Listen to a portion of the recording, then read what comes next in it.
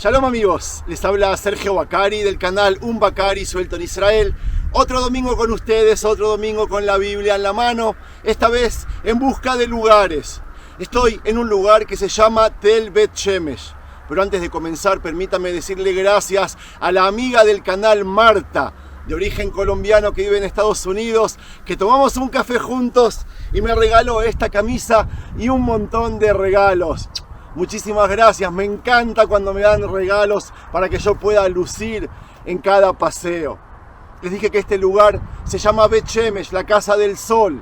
Y estamos hablando de un lugar que si ustedes pasarían por al lado, por la ruta, verían un lugar abandonado, lleno de piedras, escombros. Pero cuando nosotros conocemos la historia, como todo en tierra de Israel, nos enamoramos, nos emocionamos y tenemos una historia para contar sobre las mismas piedras.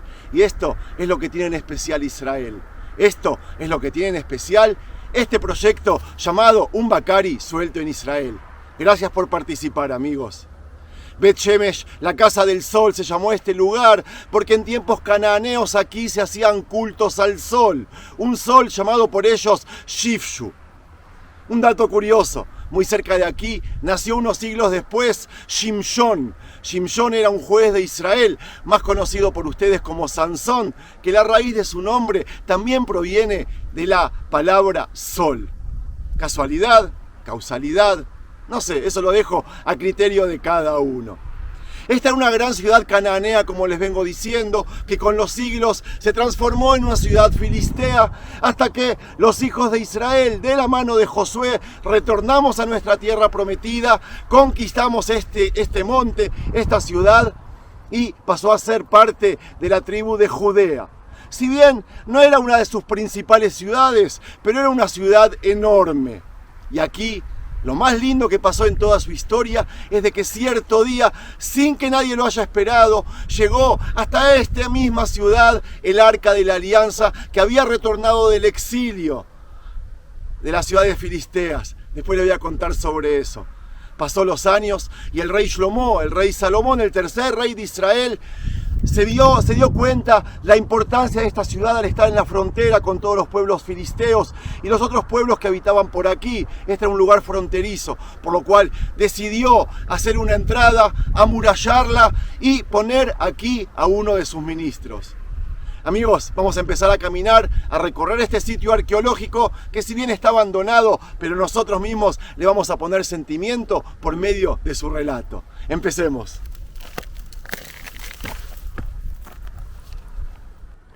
Amigos, Bet Shemesh es citada 15 veces en la Biblia y como les contaba recién, en tiempos del rey Salomón, aquí residía uno de sus ministros que solía recolectar los impuestos de toda la zona. Ellos vivían en las principales ciudades de su reino y por ende esa data nos da indicio que se trató de un lugar súper importante. Estamos hablando del siglo X a.C., recuerden, las excavaciones arqueológicas que se están haciendo aquí del otro lado de la ruta y también de este lado, están revelando día a día importantísimos descubrimientos de aquella época, algo increíble. En esta zona hay un pozo de agua y un lugar de almacenamiento también para la misma que según los elementos de cerámica encontrados allí data de la época de Reyes. Yo voy a intentar buscarlo para mostrarlo, debe ser interesante. Por aquí hay que caminar con cuidado y si yo lo hago es por miedo o precaución a las serpientes o escorpiones. Hoy hace mucho calor en Israel, demasiado podría decir, y estos lugares son propicios para ellos, para salir al aire. Mientras seguimos viendo este maravilloso sitio arqueológico, vamos a retroceder un siglo, a la primera batalla de todas las que hubo entre Israel y uno de los pueblos apodados filisteos. En esa batalla de Eben Haezer, el pueblo de Israel había sido derrotado y además humillado. Más allá de las decenas de soldados que cayeron en la lucha, no sé si se acuerdan, pero murió los hijos de Elí a Cohen. Y más grave aún, el Arca de la Alianza había sido secuestrado. Los filisteos aprovecharon la victoria, se expandieron por todo territorio de las montañas de Israel y pasaron a dominar a los hijos de Israel con mano dura por varios años. El Arca de la Alianza lo llevaron a una de sus ciudades, Ashdod, en la costa occidental. Los filisteos, borrachos de alegría por la derrota de Israel, no se esperaron la respuesta de su Dios como castigo de haber tomado el arca y ubicarlo en esa ciudad. Lo primero que hizo Dios fue derribar una de las estatuas o monumento del dios Dagón, que al caerse se rompió las manos y su cabeza. Esa había sido la primera señal. Luego golpearía el Dios de Israel a los ciudadanos de la ciudad que convivían con el arca. Y amigos, en hebreo se le dice tjorim, que antes de reírme creo que en español se le decía hemorroides. Aunque suene cómico, ese había sido el castigo que eligió Dios para esa gente. Así durante 7 meses. El arca de la alianza lo iban pasando de una ciudad a otra porque pensaban que les traía plagas o maldiciones. Y tenían razón. De Ashdod pasó a Gat, de Gat a Ecrón, hasta que se dieron cuenta que era Dios quien los estaba castigando, pero no quisieron reconocerlo. Los gobernadores se asesoraron con los líderes espirituales de esos pueblos filisteos, los sacerdotes y los adivinadores, creo que se dice, se juntaron para ver lo que tenían que hacer. En realidad sabían que debían deshacerse del arca de la alianza, pero no podían reconocer frente a sus ciudadanos que el Dios de Israel era más poderoso que el de ellos. Entonces llegaron a la conclusión que deberían devolverlo para así reconciliarse con el Dios de Israel, y para eso decidieron enviar el arca junto con ofrendas. ¿Qué debemos mandarle como ofrendas por la culpa?, preguntaron los sacerdotes y adivinos. Estos les respondieron: como los gobernantes de los filisteos son 5, manden 5 hemorroides de oro y 5 ratones de oro. Hemorroides porque representaba aquella plaga o aquella enfermedad que había copado la ciudad. Y ratones porque ellos representaban las epidemias en aquella época. Entonces dijeron que envíen esas cosas porque cada uno de ellos y de sus gobernantes habían sufrido el mismo azote.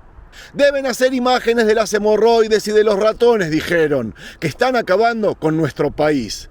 Y tienen que honrar al Dios de Israel. Eso es lo más importante. Quizás así su mano deje de castigarlos a ustedes, a su Dios y a su tierra, le dijeron. El arca de la alianza fue colocado en un carruaje con ruedas, el cual fue llevado por 2 vacas. Hasta aquí parecería ser que los filisteos habían entendido el problema y sabían cómo solucionarlo.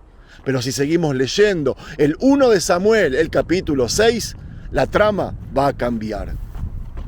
Por lo visto, incluso después de todo el sufrimiento, los gobernantes filisteos no se convencieron que era el Dios de Israel quien los castigaba, o quizás no querían demostrar eso a su pueblo, y para asegurarse que era así, pidieron que preparen una nueva carreta y que consigan 2 vacas que tengan crías y a las que nunca les hayan puesto el yugo.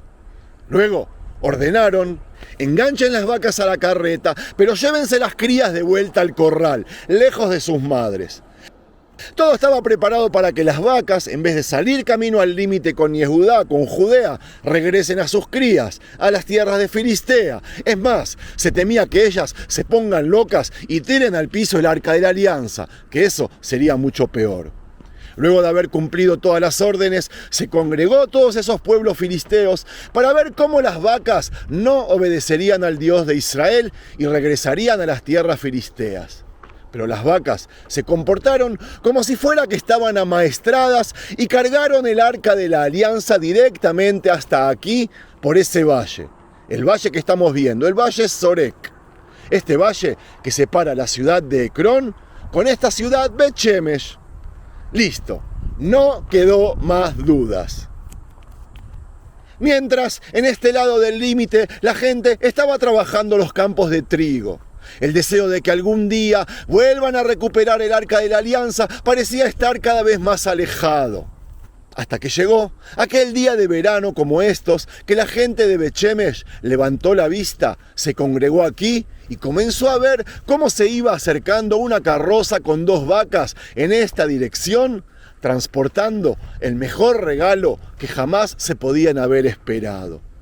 El sonido del shofar, el cuerno, llamó a todos los habitantes de la ciudad, que comenzaron a llegar, a festejar la llegada de la vuelta a casa de las tablas de la ley. Incluso vino gente de ciudades vecinas.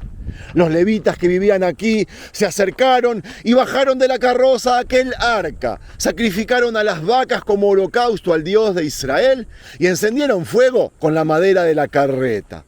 Pero la alegría, amigos, les duró muy poco, nos cuenta la Biblia. Sorprendentemente, el regocijo se transformó en duelo cuando repentinamente murió 50.000 personas del pueblo. Ellos habían estado tan contentos de haber recibido aquel regalo que abrieron el arca y miraron lo que había adentro. Y amigos, Dios no perdona cosas como esas. Y como lo hizo a través de toda la historia, golpeó a los habitantes de Bet-Shemesh y a todas las demás personas que habían llegado de pueblos vecinos. Ese día se decidió transportar el Arca de la Alianza a Kiriat Yearim.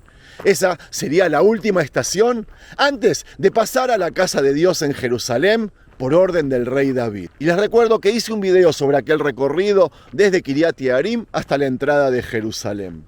Ahí estuvo el arca hasta que el hijo del rey David, Shlomo, Salomón, aquel que citamos al comienzo del relato, construyó el primer templo y allí pasó a habitar el arca de la alianza hasta que lleguen los babilonios.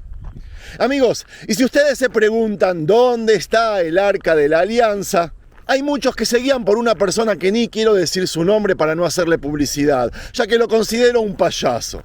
Esa persona no era ni científico ni religiosa, era para mí un estafador.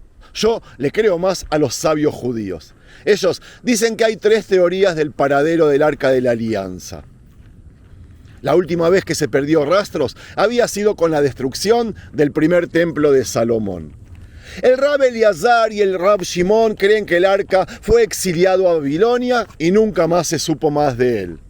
El Rabbi Yehudá opinó que el arca fue destruido el mismo día de la destrucción. Y la tercera opción es la de la opinión de los sabios Vibraita, que se le dice que el arca fue destruido y quemado en el depósito de maderas que había en el mismísimo templo. Yo tengo 2 teorías. La primera es de que hay pistas en las mismas escrituras, aquí en este libro que tengo en la mano. Aquí dice de que el arca fue destruido por el rey Yoshiau, Josías. Y eso es lo que está escrito en 2 Crónicas 35, cuando dice Tnu et Aaron HaKodesh Babait. Y yo creo que eso se refiere a destruyan el arca de la alianza en casa. La otra teoría es aplicando la lógica. Si supiera alguien dónde está el arca de la alianza, si existiría, ¿por qué no lo van a mostrar? ¿Por qué lo van a ocultar? ¿Cuál sería la lógica? Y eso es para mí lo que había pasado con el Arca de la Alianza. Desapareció, lo destruyeron, pero para mí de ninguna manera está escondido, lo guarda alguien, lo tienen los etíopes en algún palacio o en algún bosque de Etiopía. Yo creo que la lógica es esa, ¿por qué no mostrarlo? ¿Qué necesidad hay de ocultarlo? Sea lo que sea, en el judaísmo decimos que quien dice que sabe dónde está el arca, miente. Y quien sabe dónde está, no lo dice. Voy a ir a buscar el pozo de agua y cuando lo encuentre lo voy a filmar y ahí voy a terminar el paseo. Bueno, aquí está la fuente de agua, amigos, como les dije al principio, pero no sé si me animo a entrar, de verdad. Voy a acercarme lo más que puedo para que vean, pero tengo un mal presentimiento de que adentro hay algo oculto que a mí no me va a hacer bien. Además bajé del vehículo sin la linterna y no quiero ir a buscarlo. El clima me preocupa un poco y cuando hay mucho calor afuera y adentro de las cuevas como estas está fresco el clima, es el mejor refugio quizás para animales que mi visita no les va a gustar mucho. Así que este es el pozo de agua que les quería mostrar. Mírenlo y del interior se los debo para el próximo video.